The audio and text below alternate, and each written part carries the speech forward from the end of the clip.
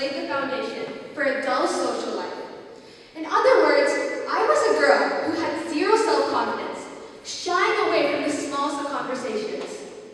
I could not help but to think that speaking a single word about my true values would threaten the people around me due to the environment I surrounded myself in.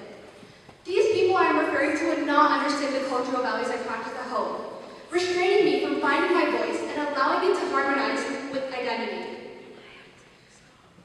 Due to these practices that I did at home, I still remember when I got a chance to present at the show and tell. My parents wanted me to perform Indian cultural dances or present something about Indian culture. However, I always replied with no. I was very scared and worried that my classmates would laugh at me. And in fact, they did. In fact, that they laughed at me, I still felt really upset, obviously. At the end of the day, I always felt like I was thrown at the back of the corner. Every day when I thought it would be a chance to shine. As someone who went from being afraid from embracing their culture to fully embracing it, I can confidently say that proper communication between people from different cultural and social backgrounds is crucial for fostering mutual understanding. But one of the most aspects we must consider is acceptance. Without acceptance, we cannot communicate. However, I don't want to lie to your faces. Accepting myself was truly a long road to reach. With only 5% of my school's population in elementary school being Asian, it was very tough to fit in. I felt like I was the target of my classmates' ridicule.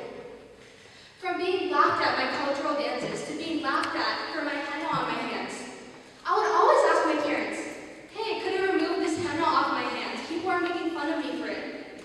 However, they would always reply with no. They told me that I should love and embrace my culture and its beauty. However, I never loved my culture or never saw it as beautiful. It was always embarrassing. However, it was a long road to reach.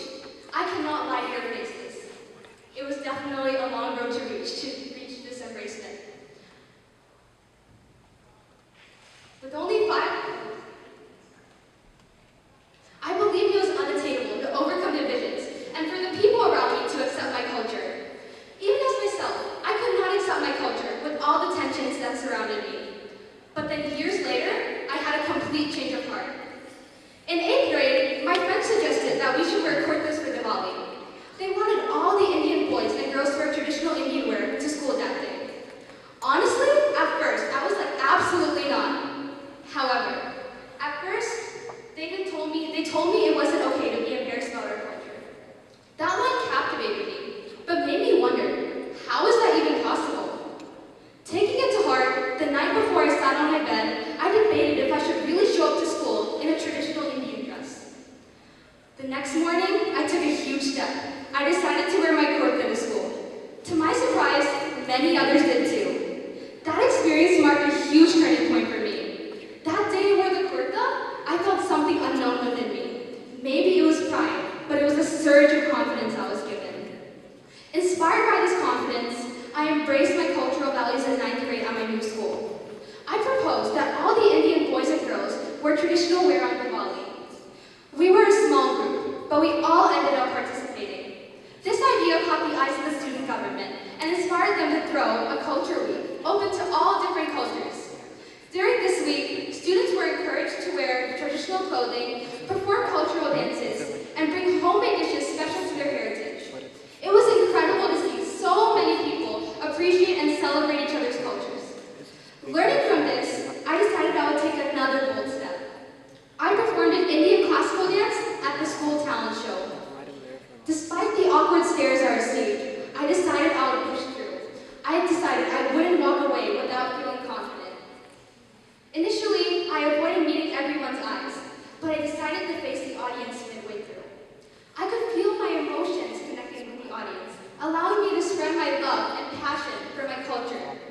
These experiences made me realize that creating the interconnected world we've always dreamed of wasn't easy. We might face rejection, and we might get laughed at. If we want to thrive in this evolving world, we must accept ourselves and create connections across boundaries. We cannot thrive unless we understand each other. How will we allow our voices to be heard in the dark?